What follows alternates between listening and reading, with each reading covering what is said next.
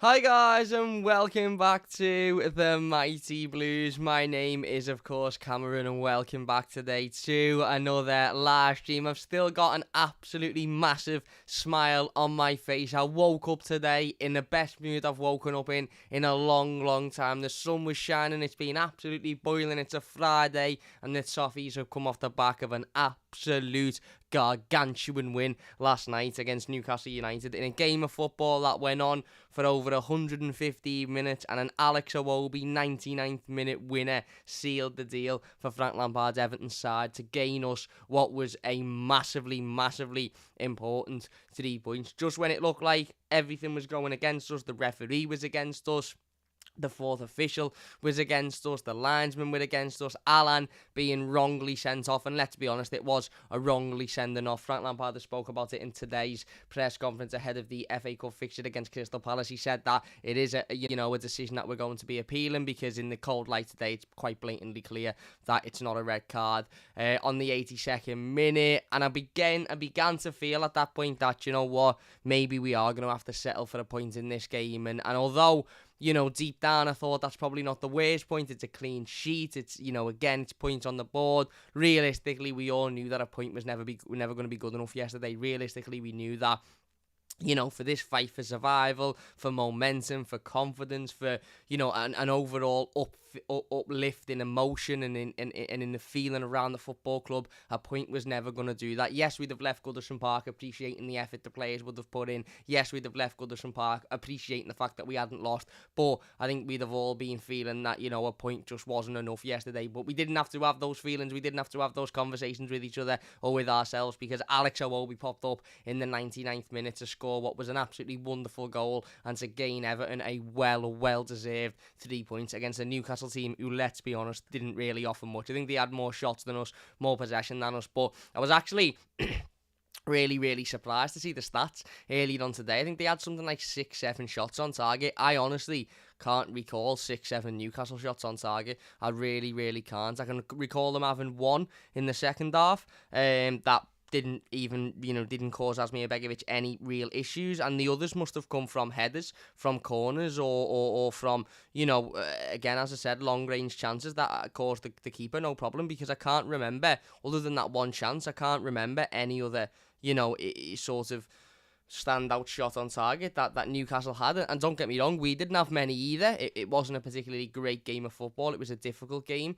There wasn't an awful lot of quality on show, but it doesn't matter. It doesn't matter, because I would have rather watch 114 minutes of that with a 99th minute winner in a game so important as that one yesterday than watch us have 320 shots on target and come away with nothing, or with less than 3 points. That was massive yesterday, and that performance, as I said in the instant match reaction, that has to be a catalyst. You know, I think Frank Lampard has done very well in alluding to this, both in his press conference today, ahead of the Crystal Palace game. We will be live with the preview to that game, by the way, tomorrow.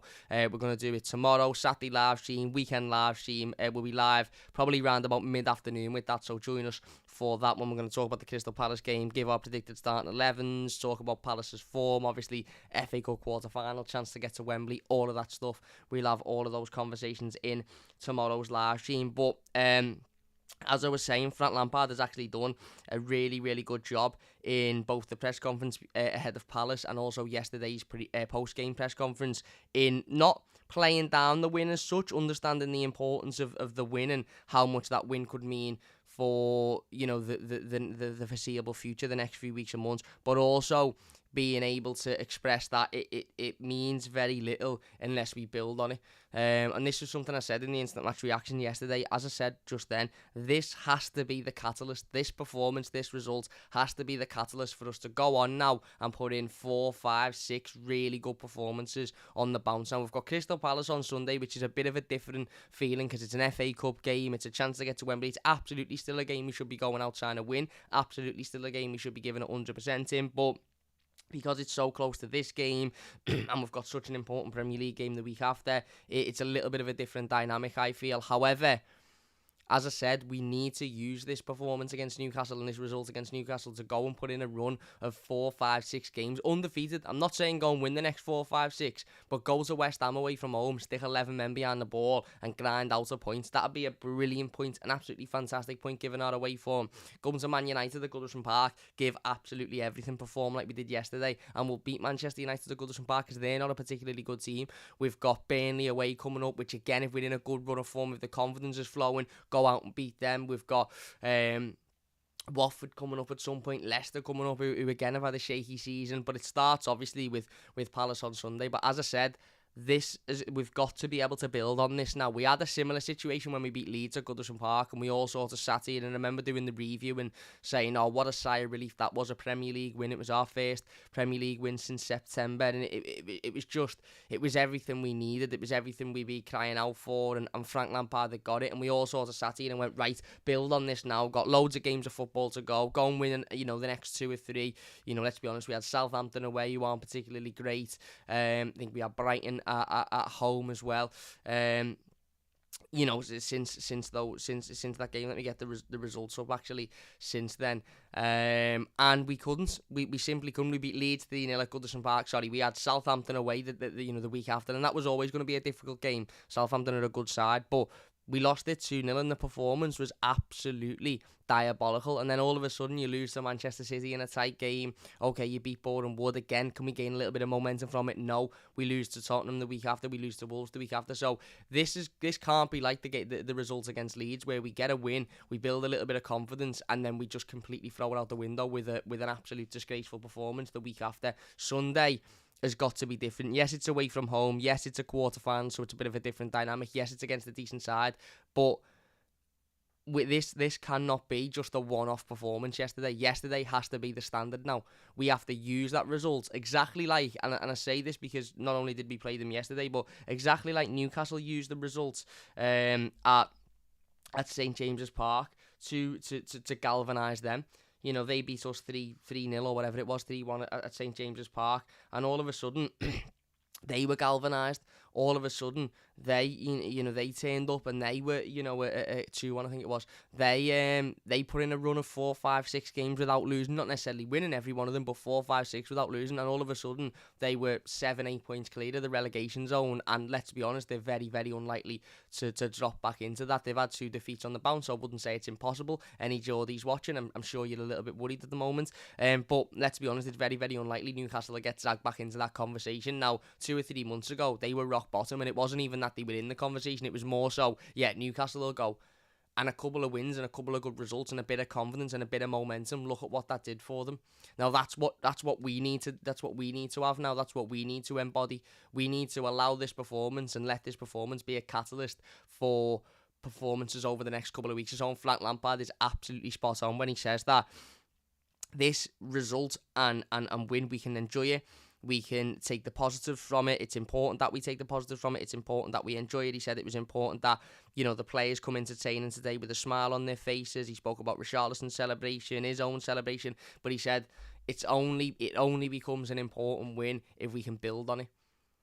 If we go and lose on Sunday to Palace, again, as I said, it depends on the way in which we lose. If we give everything and we battle and they just beat us because they're a better team, then that's a different conversation. But if we go on Sunday and we throw the towel in and we give up and it's another Southampton, it's another Tottenham, it's another Wolves, then that performance yesterday against Newcastle, that euphoria, that last minute goal, that emotion, that desire, that commitment is all out the window, because any confidence or momentum we gain from it will be lost.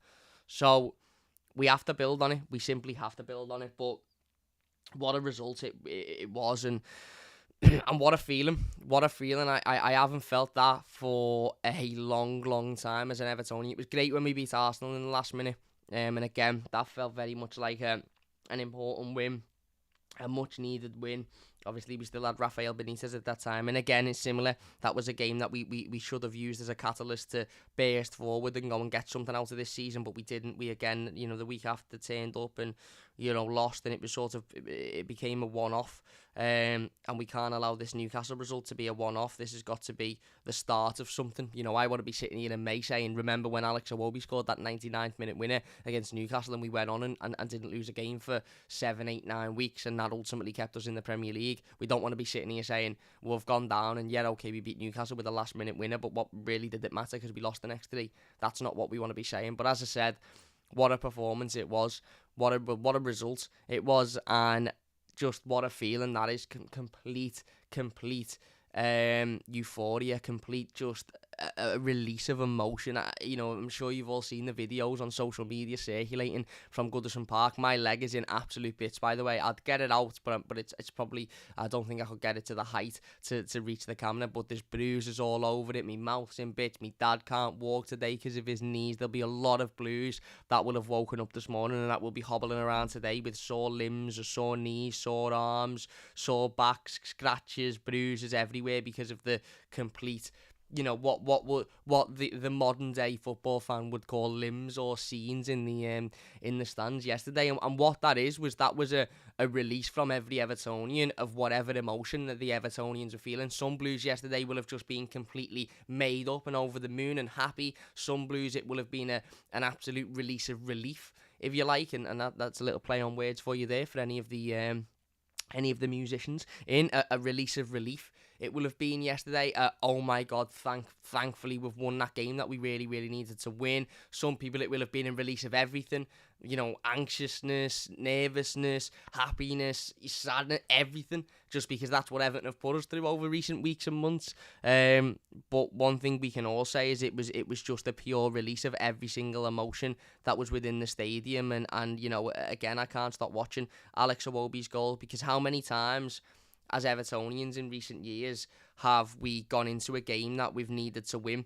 A must-win game, a really, really important game for whatever reason, whether it was to get in Europe, whether it was to maybe finish in the Champions League places, whether it was a cup quarter-final, cup semi-final, whatever it may be, and we've lost those games, and we've lost them comfortably. How many of those games have we gone into and we've lost because of a bad refereeing decision or because of a silly mistake from a player?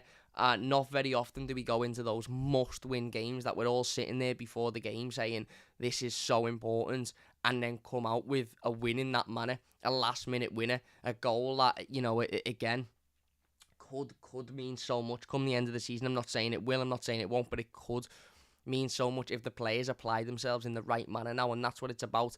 The next few weeks is about these players applying themselves in the right manner, going out and giving that 110%. Alex Iwobi wasn't just brilliant yesterday because he scored the winning goal. He was brilliant yesterday because every single ball he chased down, every single opportunity he had to track down a Newcastle player, he did. Every single opportunity he had to close down the space on a Newcastle player when they had the ball, he did. He ran round, he put himself into challenges, he worked hard, and he deserved the goal.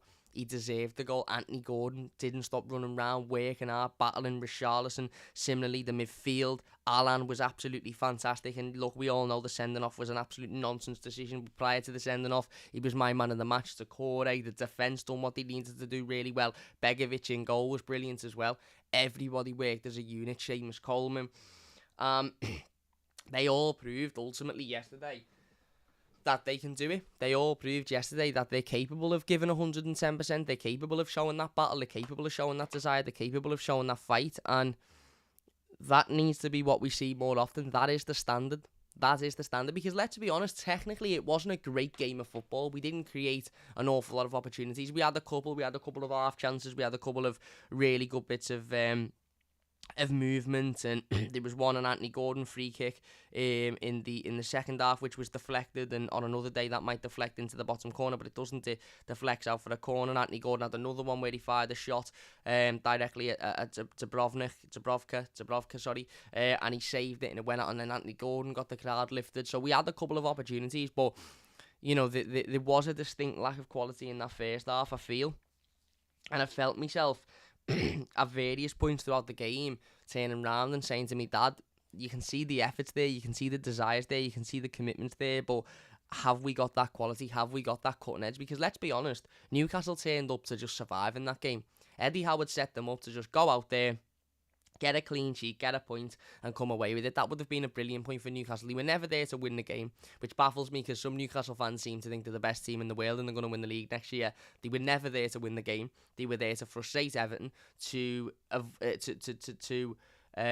deny Everton from winning the game, and ultimately to go away with a point, which I've got no big issue with because, you know, again, away from home, that's the game plan of a lot of teams, and that ultimately should be Everton's game plan away from home between now and the end of the season. Frustrate teams, stick 11 men behind the ball and get what you can out of it, and if you can get a point, then brilliant.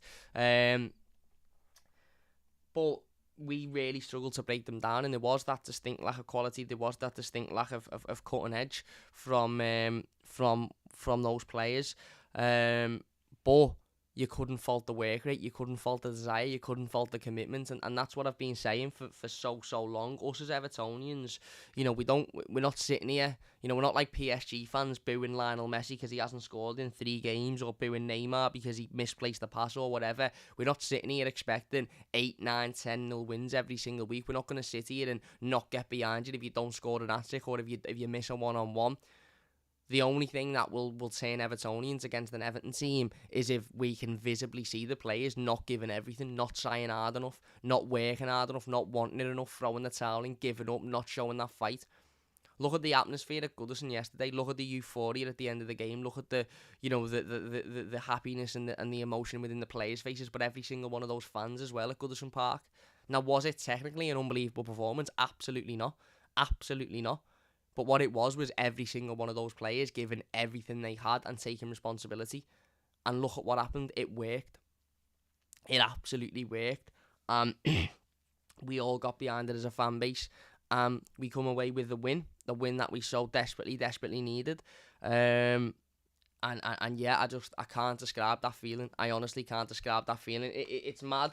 It's mad how much of an effect football has on life, isn't it? It really, really is. Some people will sit there and go, don't be silly, Cam. Don't let it affect your life. It's only a game. Or, you know, you shouldn't let it upset you. You shouldn't this, you shouldn't that. I can't help it.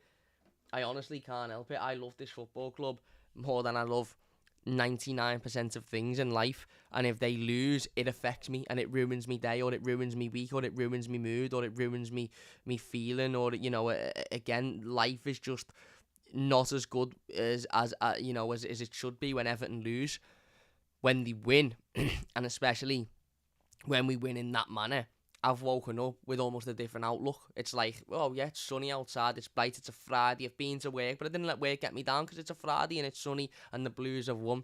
And we'll go into Palace with a whole different outlook. It'll be, actually, do you know what? We can get something out of this if we work hard, if we battle, and if we take a chance. Because that's all we did yesterday. We worked hard, we battled, we never gave up. And there was a distinct difference yesterday.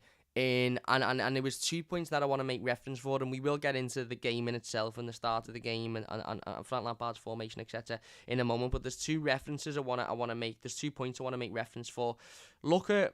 Think about Connor Cody's goal on Sunday. I know we don't want to think about it. I know that game's done now, and we're not going to revisit it, and I'm not going to sit here and talk about it for 15 minutes because it's irrelevant. But think about Connor Cody's goal on Sunday, and think about the Alan sending off yesterday. Now, Connor Cody scored with 40-odd minutes to go on Sunday. Now, think about the reaction of those Everton players when Connor Cody put that ball in the back of the net. Heads dropped. The any energy or desire that we had in the game just was completely drained. Any passion that was in it was completely drained. It seemed, I'm not saying it was, but it seemed like the players gave up. It seemed like the players threw the towel in. It ultimately seemed like they couldn't really be arsed. Now, that was 40 minutes to go in that game that we had to change it. Alan gets sent off yesterday on the 83rd minute or something. We knew there was going to be a significant amount of extra time, but reality, we had 7+ minutes to change a game, to go and get a win we desperately needed. Now, we desperately needed the win on Sunday as well, by the way, but we had 7+ stoppage to go and get a win that we desperately needed. Look at the reaction on Sunday compared to the reaction yesterday. Sunday was doom and gloom, heads down, we're not going to win this now, we've lost it, blah, blah, blah, blah. Yesterday was, no, not a chance, we're winning this game of football, we're going to push until the very, very end, and we're not going to stop giving up, and if we get one opportunity, we're going to take it.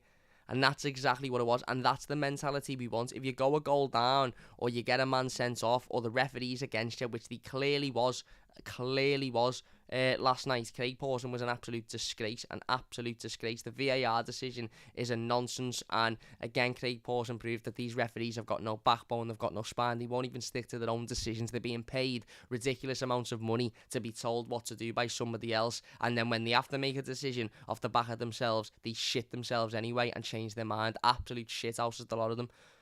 But instead they're going, oh, well, the referee's against us. We've had a sending off, which wasn't a sending off. We're down to 10 men. Let the head stop. Let's just get through it and move on.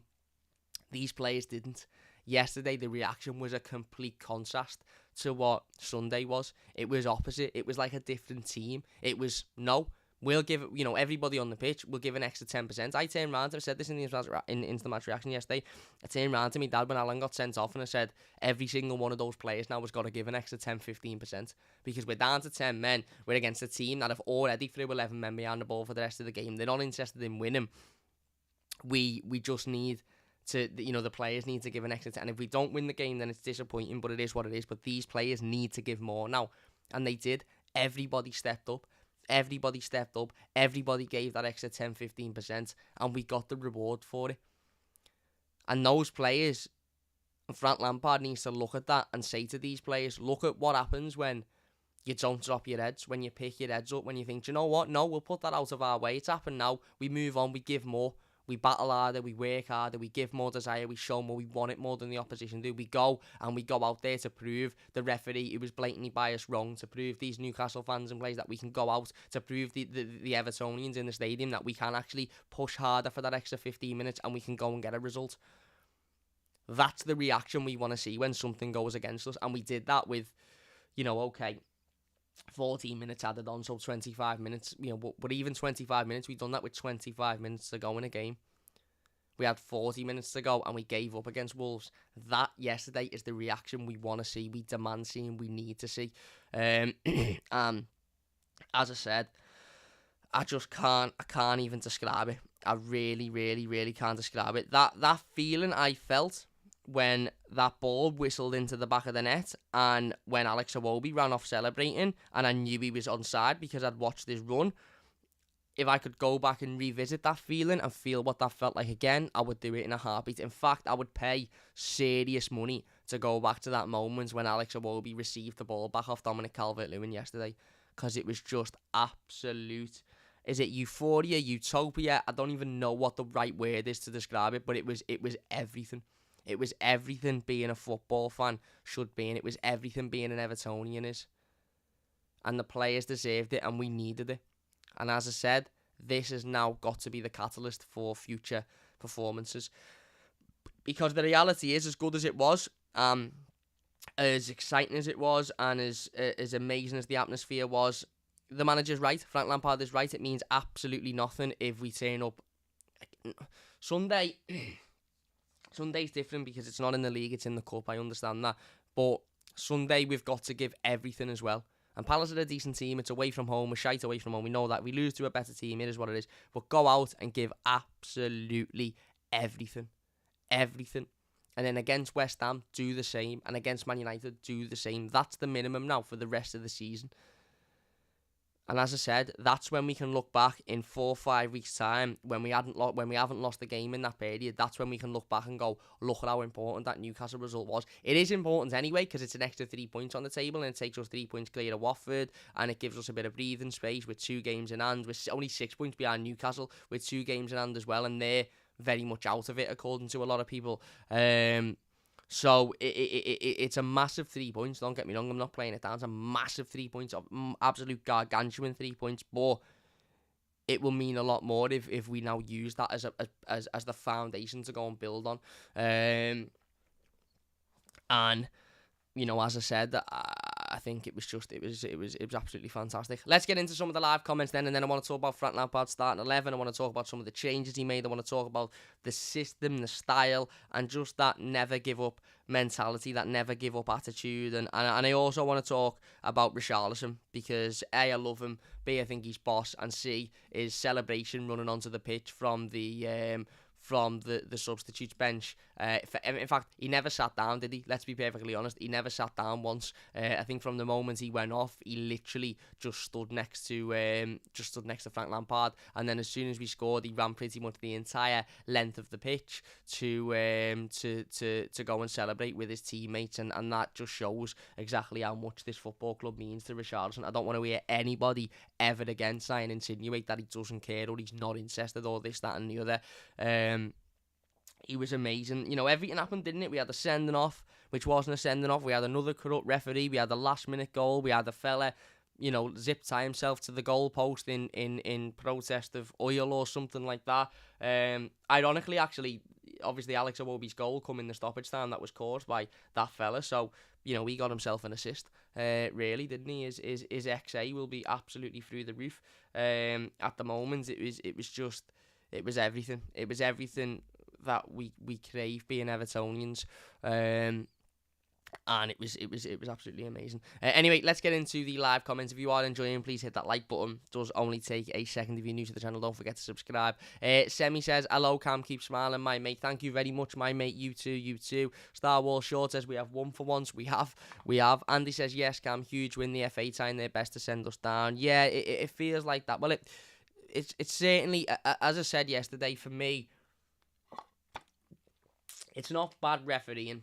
It isn't bad refereeing, because bad refereeing would insinuate that the referee would make bad decisions in favour of both teams, because that would what a bad referee would do. He wouldn't favour one team, he'd make bad decisions in favour of both teams. Again, yesterday, what was the idiot's name? Can't even remember his name. Pawson. He didn't make bad decisions in favour of both teams. He was just blatantly biased. It wasn't even a hidden agenda. It wasn't even subtle. It was just blatant bias. Andy says, yes, Cam, huge win the FA tie. Oh, just read that one. Peter says, now for Palace and a tip to Wembley. Let's hope so. Smash Palace, says Semi. Andy says, just hope this isn't a false dawn like Arsenal or Leeds. Well, it can't be, mate. As I said, it absolutely can't be. It's got to be a catalyst for future results now and performances. Libby says, I reckon we'll beat Palace in the cup and then draw against West Ham, and then we'll get out of it by picking up points here and there. Listen, if you were to say to me now, Cam, would you take a win on Sunday and then a draw with West Ham next week? I'd snatch your hand off for it. Clive says, any news on the appeal or Alan's card? Will he be available for Sunday's game? Everton have or will be putting an appeal in. I doubt we'll hear the results of that before Sunday, to be honest with you, but we may do. Everton do it, says Peter. Seen many of those, haven't we, says Semi. Just watching the own Priest team, how bizarre live now, says Bright is right. We have Semi, mate.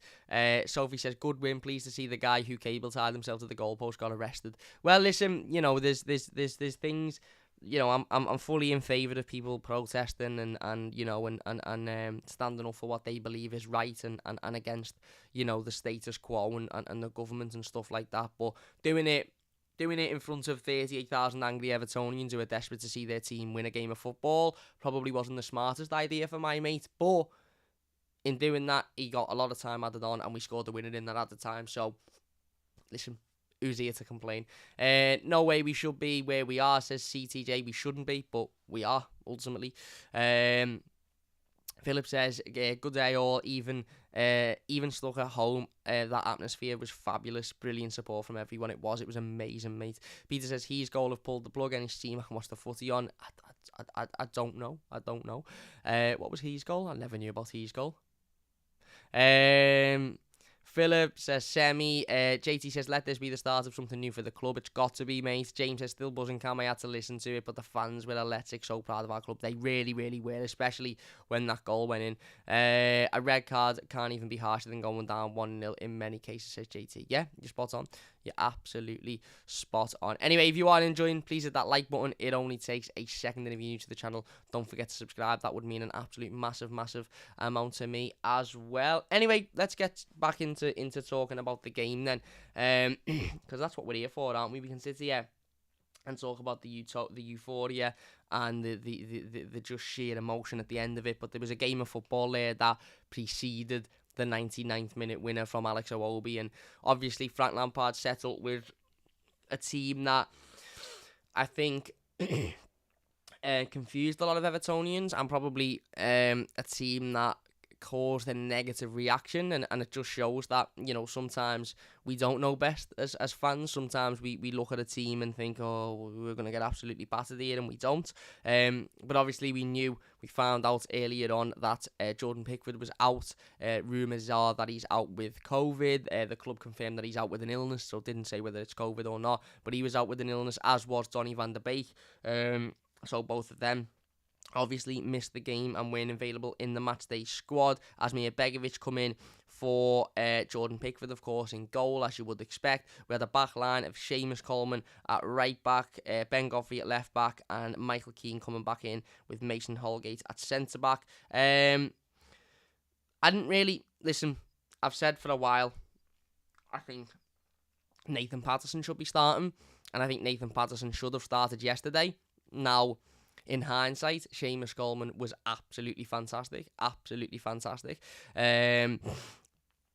Yesterday he was, and if Seamus can embody that type of performance week in, week out, then, again, his performances will only improve. But his desire, his commitment, he never shit out of 150-50. He went in hard with every challenge. There was grit, there was desire, there was battle, there was reason behind it. And he was fantastic yesterday. But I understand that a lot of Blues would have preferred to have seen Nathan Patterson, including myself, when the team was announced. But let's be honest, we all knew that was never going to be the case. The rest of the back line was interesting. Michael Keane coming back in. Again, in hindsight, I thought Michael Keane done a really, really good job yesterday. I actually think both centre-halves played particularly well. They didn't have an awful lot to deal with, because I don't think Newcastle were particularly great, but everything they did have to deal with, they dealt with it well. Everything they needed to, defend, and albeit there wasn't an awful lot, I think they dealt with it really, really well. And Ben Godfrey at left back. Now, this was the one decision that I didn't mind when I seen the team news. Now, Vitaly Mykolenko obviously is I think maybe the only left-footed player within the squad. He struggled against Wolves. It has to be said. He struggled. His position struggled. His defensive work struggled. He just struggled in general against a good Premier League side, because he's only young and he's only new to the league, and he's got a lot going on in his life at the moment, and all of that is understandable. But that doesn't mean that he's guaranteed a place in the team. He struggled, and obviously one thing we've seen consistently whenever Ben Godfrey's played at left back is you won't get anywhere near as much, quality or directness going forward as you maybe would like, but you will get the defensive cover of a fantastic, a really, really good defender, and somebody that understands position, somebody that is quick. That's another thing that Ben Godfrey has got for him when playing in that position, is his natural pace, because he has got, he's got a lot of natural pace. He's got he's quick off the start. He's got a lot of stamina. He's got a lot of, desire. He's got a lot of energy. So again, him at left back it makes sense, and it made sense when Carlo Ancelotti first played him there. Rafa Benitez played him there a couple of times, and Frank Lampard has now. And as I said, I wasn't particularly upset with that decision, because I think he's a better defender than Vitaly Mykolenko, and I think he's probably quicker than Vitaly Mykolenko. And whilst he mightn't offer much going forward, let's be honest, Vitaly Mykolenko wasn't really offering much going forward either. So, as I said, I don't really, I didn't really have a big problem with that. Obviously, the midfield was a midfield 2, which was slightly worrying, considering how bad we've been when playing a midfield 2 in recent years. However, it worked. Obviously, Decore and Allan, we had Iwobi in there, and obviously the front three of Gray, Richarlison and Gordon. Again, some people were upset about the Iwobi decision. I wasn't particularly too bothered, because I was willing to give him a chance. I was willing to give him an opportunity. The forward three, I didn't mind. And as I said, as soon as we found out Donny van der Beek wasn't fit and wasn't available, I sort of looked at the midfield and thought, well, would I have Andre Gomez starting in there? No. Would I have, anybody else who was available on the bench starting in there? No. So, it wasn't particularly a massive issue for me, but I understood why people were frustrated by it. And then, we go into the game. As I said, the game kicks off, and the first half, not an awful lot happened. There was a couple of half chances here and there. Everton obviously were attacking the Gladys seat end in the first half. There were a couple of half opportunities that were created, but nothing too, nothing too troubling for the goalkeeper. And same with Newcastle, really. They created a couple of half chances. There was a couple of good balls fizzed across the box that they didn't, latch onto. But ultimately, nothing really that, you know, that troubled Asmir Begovic or was ever going to cause any sort of trouble to Asmir Begovic. And it was a tight half of football. And as I said, it was a half of football that, there wasn't an awful lot of quality on show, and the desire was there, the commitment was there. The referee was absolutely abysmal, by the way. Absolutely. His performance in the first half was sickening. His performance in the first half was nothing short of sickening. It made me feel ill watching how bad of an official he was in throughout the whole game, as it happens to be. But that first half especially, some of the decisions he gave. Richarlison was being ragged everywhere by Dan Burn. Literally had his shirt ragged off his back a number of times. Every little sort of 50-50 went Newcastle's way. Give fouls for everything against Everton, whereas when Newcastle players were kicking us up the park and throwing silly challenges in, they were getting away with it. He stopped the play a couple of times for no reason whatsoever. He just really, really got under the skin of the Everton players and everybody within Goodison Park, including myself. And I actually think, weirdly, that worked to our favour. And I think I said it in the instant match reaction yesterday.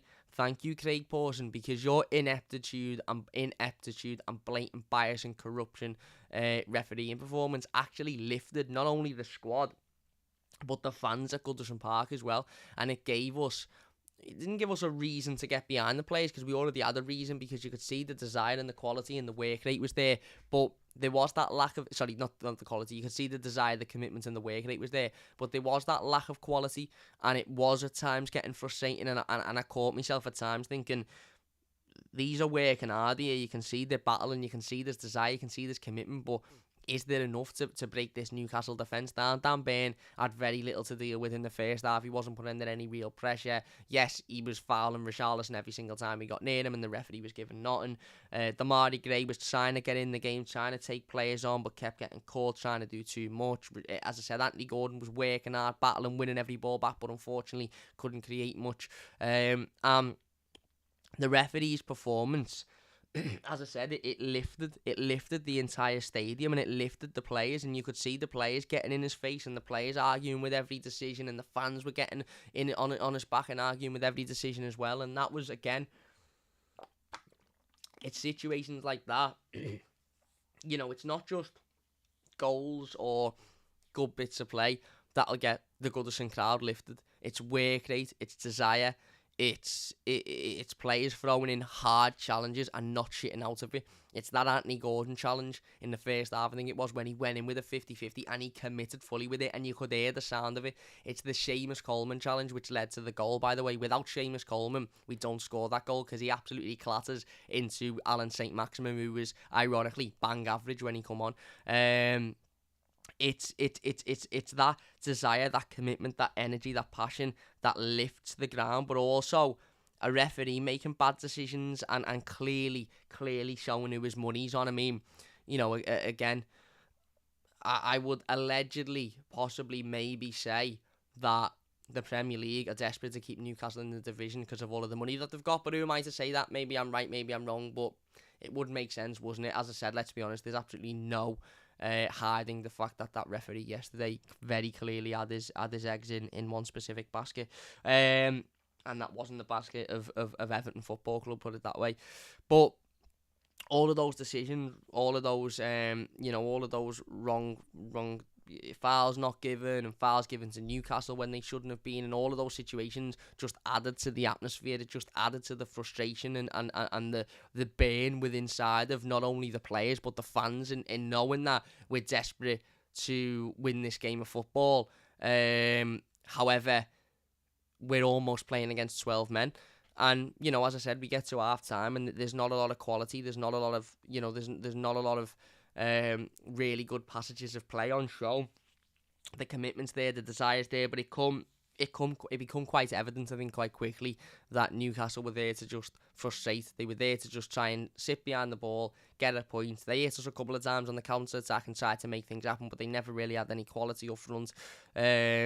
they were there ultimately to try and come away with a point, frustrate us, and move forward. And as I said, I don't particularly blame them, because if Everton can go and do something similar against West Ham next week, or even Palace, and get a result, not lose, obviously, get a result, then, I'll be absolutely over the moon. Absolutely over the moon. And as I said, for me, that was what Newcastle tried to do. And, ultimately, apparently, Everton have released a statement. Let's have a look. Club statements on Alan red card they have. That was ultimately what they tried to do. And at the end of the day, hang on, let me read the statement out. At the end of the day, it didn't work for them, but it showed how, and it became quite evident quite quickly how tough it was going to be for Everton to go and break that Newcastle defence down, especially considering the lack of quality that was on show, and ultimately the lack of the lack of confidence and momentum that was in that Everton team at that moment. So the club have released a statement on Alan's red card. It says that Alan's 3-match suspension has been upheld after an independent regulatory commission rejected 2 appeals from Everton over the midfielder's dismissal against Newcastle United. Alan was initially booked for an 83rd minute challenge on Alan St. Maximin during the 1-0 victory, but following a VAR check, the Brazilian was given a red card for serious foul play. Everton's request to overturn the decision was rejected on Friday by the commission, as was the second appeal to downgrade the ban for excessive punishment. This decision means Alan will miss Sunday's FA Cup quarter-final against Crystal Palace and the next 2 Premier League matches against West Ham and Burnley. So the Premier League again showing their clear corruption, showing their clear bias, and showing why they're an absolute disgrace of an organisation. Fucked a lot of them. I don't even want to be in the league anymore. They're absolute dickheads, all of them. How can you reject an appeal for a challenge that was blatantly not a red card? It was the most clear yellow card you will ever see. You will ever see. Again, it's just a disgrace. The 11 meter says, just remember the people who will try on a daily basis to slag off and take down Newcastle and EFC are based in London. Give your head a wobble. I don't think anyone's trying to slag off or take down Everton or Newcastle. I'm just saying that the Premier League clearly want to protect the money that Newcastle have got in them, because if they don't and they go down, then where's that money going to go? But listen, again, everyone's entitled to their own opinion. But yeah, Alan will miss the game on Sunday against Crystal Palace, and he will also miss our 2 Premier League fixtures against West Ham and it was the other one, Burnley, away from home. So yeah, upheld because it was never a red card, but the Premier League can't be. You know why? Because ultimately, if they'd have come out and they'd have accepted the appeal, they'd have had to come out and give reasons as to why their referees are so inept and so bad at their job. So, the Premier League would rather be seen as a body that is a little bit corrupt than a body that is just full of absolute idiots that don't know how to do their jobs. And that's the situation, isn't it? Let's be perfectly honest. It's just a disgrace. It's an absolute disgrace. How that was even given as a red card in the first place is beyond me. How they have upheld it is even worse. When you look at Naby Keita's challenge on Trevor Chalobah in the Carabao Cup final, he literally nearly took his penis off. When you look at some of the challenges that are made on a weekly basis from the top 4 sides and that are just waved away and not even looked at, and yet Alan makes a challenge where he doesn't even connect with the player and he gets sent off for it, and the bandstands. It's an absolute disgrace. It's an absolute disgrace. But anyway, that's a separate point. I could sit here and talk about that all night, about the absolute ineptitude of the Premier League and these referees and the clear bias that sits behind that. But as I said, that's a story for a different video. But yeah, as I said, we go into half time and I remember sitting there thinking, there's not a lot of quality on show here. This is going to be extremely, extremely difficult. And if we are to win this game, if we are to go out and get the 3 points, it's ultimately going to have to come from a moment of magic. It's going to have to come from a moment of sheer quality, and we're going to have to be able to break down what was a solid Newcastle side at the time, what was a Newcastle defence that were keeping themselves in the game. And then we come out in the second half and within 5 or 10 minutes of the second half, again, much of the same. We're moving the ball, we're playing it round, the atmosphere's up, but the quality, again, is lacking. The quality in the final third is lacking. We're struggling to get the ball into Damari Gray, into Anthony Gordon.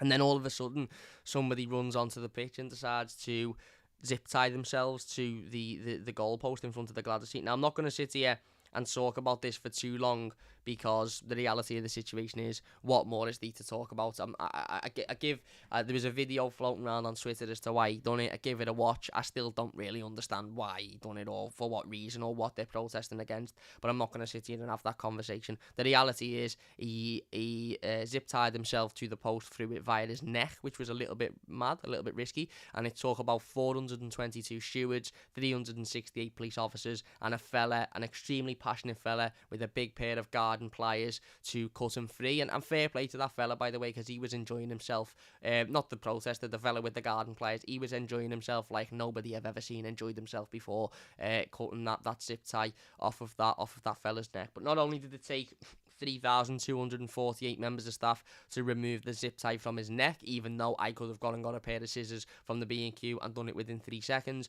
but it also took 42,422 members of staff to get him off the pitch. That took an extra 10 minutes as well. So overall, the game was paused for well over 10 minutes, and it was actually paused at a time when I don't think Newcastle had momentum as per se, but they were certainly comfortable within the game. It wasn't like they were breaking forward. It wasn't like they were, creating chances or getting through and getting the better of Everton. But they'd certainly become comfortable. They'd become comfortable. They'd become, I think, resilient and almost were at this sort of point of thinking, right, okay, let's just see this out, get a point, and come away with it. And Everton needed to try and get beyond that. Everton needs to try and break that down. And, as I said, the players kept themselves active during that 10 or 15 minutes by passing the ball around and keeping themselves warm. And then, obviously, once the protester and another fan who come on to protest against the protester was removed, the game continued. And as I said, that little bit of sort of stability and maybe comfortableness Newcastle had was almost thrown a little bit, because Everton come out with a new sort of sense of, right, this is it now, we need to go out and win this game. The crowd were lifted from it, the players seemed lifted from it, and from that point on, we were getting forward, we were trying to create, we were trying to ultimately build on that, and as I said, again, there was still a little bit of a distinct lack of quality. The manager, turned to the bench and looked to make a couple of substitutions, wanted to make a couple of substitutions, of course. Dominic Calvert-Lewin was brought on to try and offer something different. I actually think the Dominic Calvert-Lewin substitution was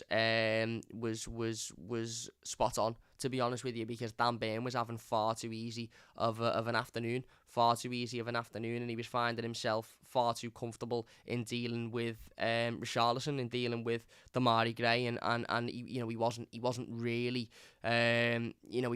having much trouble, was he, in terms of aerially or on the floor, and to put Dominic Calvert-Lewin on there. Sam, I know what you're saying, mate. Sam, bear with me.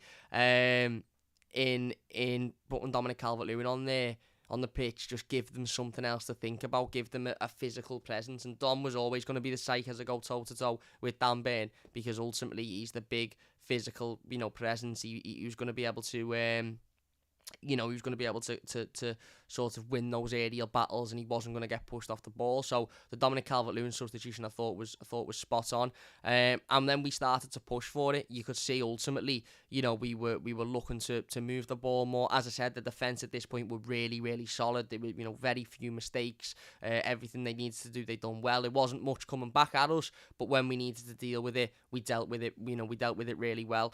As I said, Godfrey at left back was fantastic. Coleman was absolutely brilliant, working hard, giving that battle, throwing that battle in. The two centre backs were working really hard as well. Asmir Begovic was doing what he needed to do. I don't think he made any outlandish saves. I've seen a couple of people on social media saying, oh my God, he was absolutely amazing. Listen, he played well. He played really well. He put a good shift, and I don't think there was any saves that you look at and you go, that's absolutely world class. But he'd done what he needed to do, and that was all he could have done. And we're pushing, and all of a sudden the momentum's going. Anthony Gordon gets in the good area a couple of times. He has a shot, as I said. We get a free kick. It takes a deflection. It goes out for the corner. He has another shot which he fires, and the keeper tips it over. And he's like that at the crowd, giving it all of that. And you could see that there was momentum slowly building, and Everton were starting to believe that, you know what, we can actually win this game here. We can, we can go on and get, not only get a point, but get a result out of this game. And Newcastle, I think, was slowly starting to think, right, just completely kill this off now. Sit everyone behind the ball and don't allow them to win it. And then comes the challenge. Alan, in the middle of the park, puts a challenge in on Alan St. Maximum. It was his first tackle of the game, his first bad challenge of the game. I thought Alan, as I said, was absolutely phenomenal, and I will stick to that, by the way. I thought he was man of the match. Even given the sending off, everything that needed to be broke down, he broke down. Decore played really, really well, but Alan in that midfield was phenomenal from minute 1 to, minute 83 when he got sent off. He was absolutely phenomenal. He broke everything down. He won everything. He battled for everything. He was absolutely brilliant in there. And yeah, he makes a silly challenge. It is, let's be honest, it's a silly challenge, but it's a tactical foul. It's a tactical foul in the middle of the park to stop a counter-attack. He doesn't make a connection with the player, so it's nothing more than a foul and a yellow card. And the referee sees that. Craig Pawson sees that. It's nothing more than a foul and a yellow card. And then Craig Pawson gets somebody in his ear telling him, Everton have got a bit of momentum here, Are you sure you want to just give that as a yellow card when you can, you can hinder them a little bit more and maybe guarantee that they don't get anything out of this game? Obviously, listen, I don't know whether that was what was said in his ear, allegedly. But, again, he goes over to the monitor and he shits himself. Let's be honest, Frank Lampard got it right. Frank Lampard said yesterday, these referees don't have the balls to stick with their own decisions anymore. And he's right. He absolutely shit himself, because what he saw with his eyes right in front of him and deemed a yellow card, he then changed his mind because somebody in his ear was telling him that... that it was a sending off, which it blatantly wasn't. It blatantly wasn't. It was not in a million years was that a red card. Not in a million years. And the fact that the appeal is being turned down today just shows exactly the level of just disgracefulness that is within the FA or the Premier League. Again, he was. It was a shocking decision. It was an absolutely shocking decision. And his first challenge, a tactical foul, is given a red card, despite the fact that he didn't even make contact with Alan St. Maximum. And from that point on, you're sort of looking and you're thinking, again, I'm not going to sit here and have the conversation about VAR. I'm not going to sit here and have the conversation about, the disgraceful referees and the corruption of the league, because we all know it. I've had this conversation many a times before, and to be honest, I'm made up. I'm in a boss mood. The sun's out. Well, it's about to go in, but the sun's been out. The Toffees have won. I don't want to sit here and focus on a negative event for more than the time that it deserves, because it doesn't deserve much time whatsoever. The 11 metres, he doesn't make a connection, mate. Go and watch it again. He literally doesn't make a connection. It's never a red card in a million years. Never a red card. And yeah, as I said, the referee sends him off, and all of a sudden, I remember turning around to my dad when the decision was made and thinking, this is going to be tough now. We really need a win, but maybe the message will be, right, just go and get a point, go and see the game out, don't do anything silly, don't give anything away. Newcastle then, I think, got a little bit of a confidence boost, not in the sense of that they started pushing forward, but they become a little bit more open with themselves. They moved the ball forward a little bit more freely.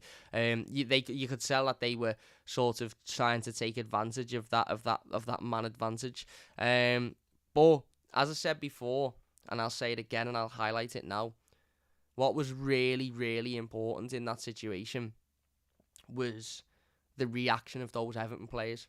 Those Everton players, after that sending off, could have dropped their heads.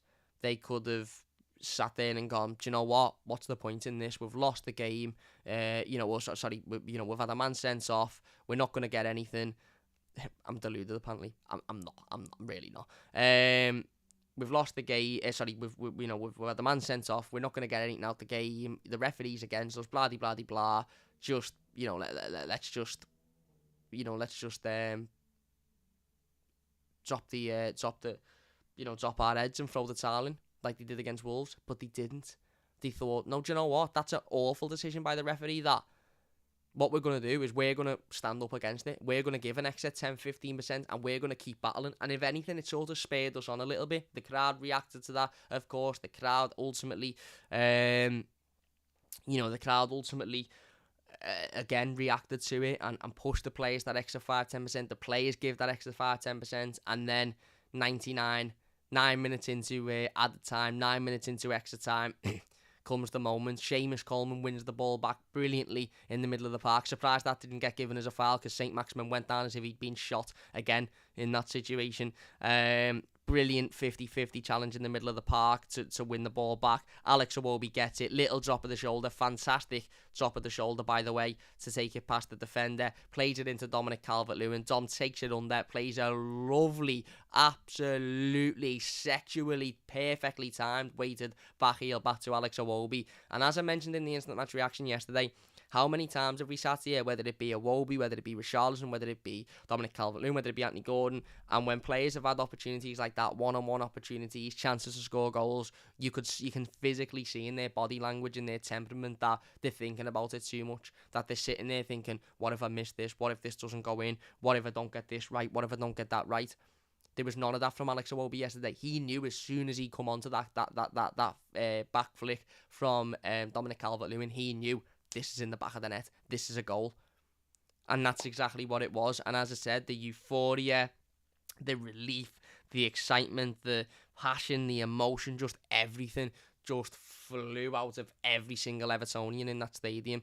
And it was just absolutely, it was emotional to see. I've still not got over it. I'm still absolutely made up. I've not stopped smiling all day. I've not stopped being happy all day. I'm just over the moon with it.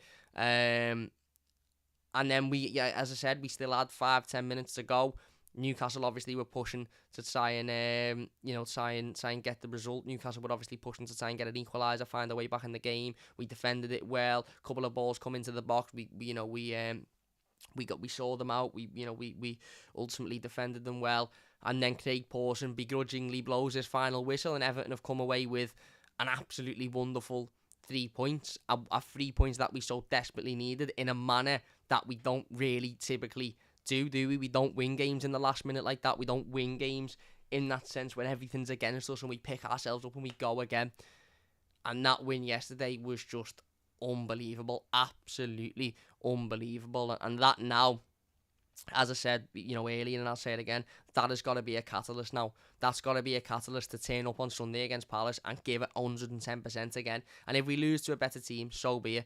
But give it 110% again. That's got to be the catalyst against West Ham, in a week's time. That's got to be the catalyst against, against Manchester United in a couple of weeks' time. Because if we can perform like that, then we'll win games. We'll win enough games to get us through. We'll win enough games to see us through and to see us safe.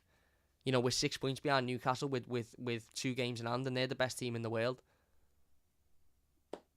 There's a way out of this, there is, but as I said, this game has got to be used as a catalyst to ultimately build on now. Let's not let this be like Leeds, where we go and get a brilliant win, we're all sitting here made up, we're all sitting here over the moon, and then we lose the game. We lose the following game, and we lose it giving up and not trying. This has got to be different, and we've got another opportunity to build on. We've got another opportunity to have foundation, to actually go on and string a good run of results and performances together. Let's go and do it. An unbelievable win, an unbelievable result, a performance that, as I said, I can't fault any of them. Seamus Coleman, Michael Keane, Asmir Begovic, Mason Holgate, Ben Godfrey, Abdoulaye Doucouré, Alan, Alex Iwobi, unbelievable. Damari Gray, Anthony Gordon, Richarlison, Calvert-Lewin when he come on, Gomez, Townsend, all worked hard and all played their part.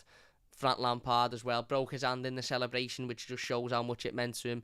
And go and watch the celebrations from everybody within Goodison Park. I'd love to show you my leg, but as I said, I probably can't get it up. In fact, can I get it up? Let me see if I can. I'm gonna try without ruining my bedroom. You probably, No, you're not even going to be able to see it because of the... Look, can you see that there? Can you see...